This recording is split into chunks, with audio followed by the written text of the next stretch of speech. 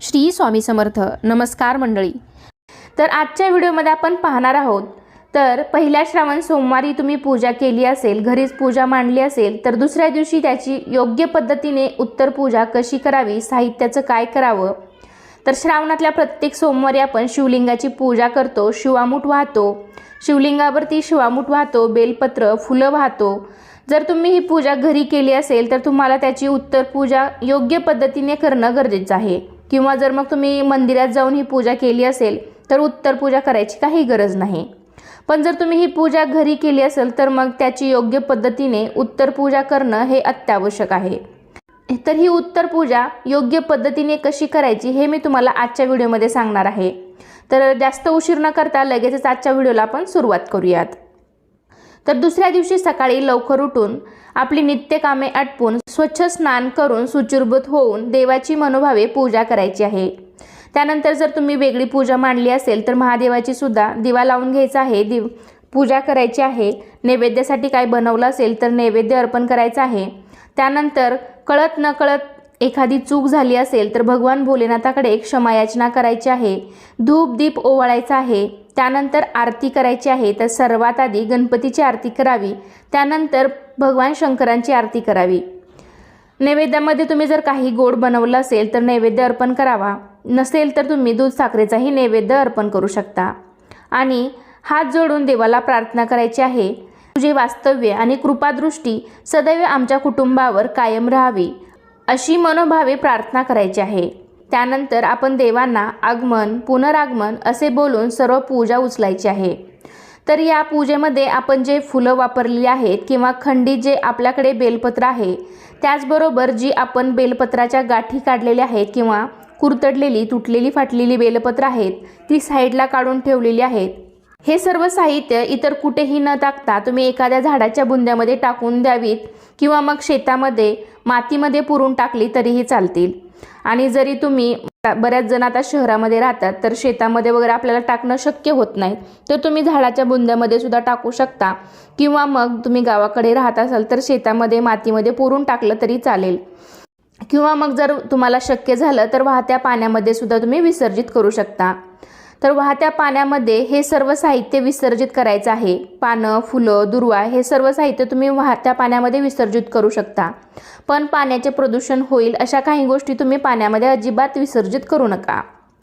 किंवा मग घरातील एखाद्या आपल्या कुंडीमध्ये सुद्धा तुम्ही हे सर्व साहित्य विसर्जित करू शकता.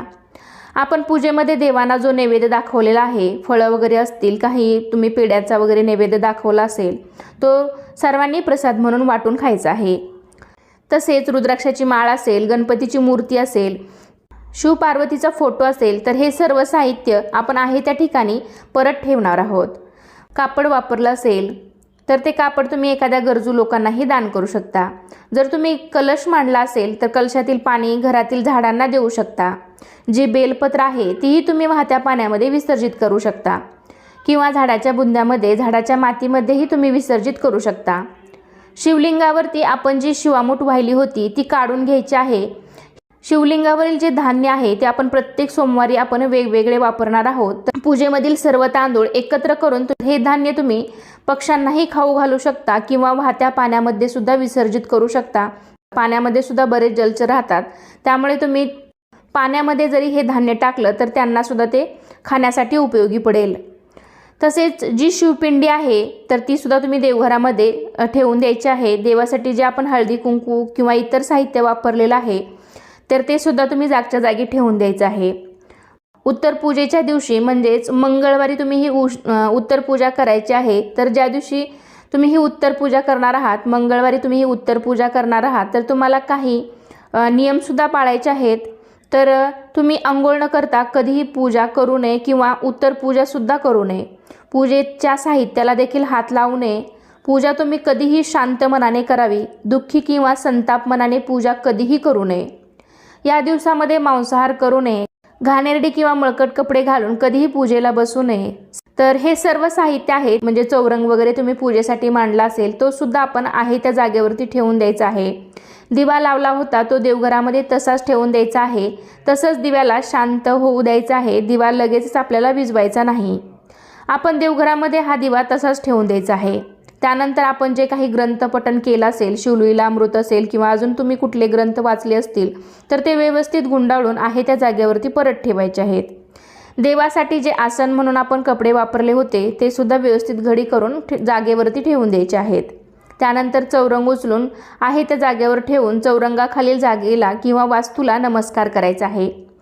तर या पद्धतीने आपण प्रत्येक सोमवारची पूजा मांडणार असाल तर त्याची अशी उत्तर पूजा किंवा योग्य पद्धतीने त्याची उत्तर पूजा होणे गरजेचेच आहे. जशी आपण मनोभावे पूजा करतो अगदी त्याचप्रमाणे त्याची उत्तर पूजा सुद्धा आपल्याला करायची आहे.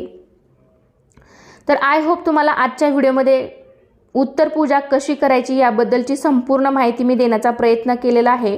तर ही माहिती तुम्हाला समजली असेल तर आजचा हा व्हिडिओ तुम्हाला आवडला असेल तर व्हिडिओला लाईक करा, तुमच्या फ्रेंड फॅमिलीमध्ये शेअर करा आणि असे छान छान माहितीपूर्ण व्हिडिओ पाहण्यासाठी आजच आपल्या चॅनलला सुद्धा नक्की सबस्क्राईब करा.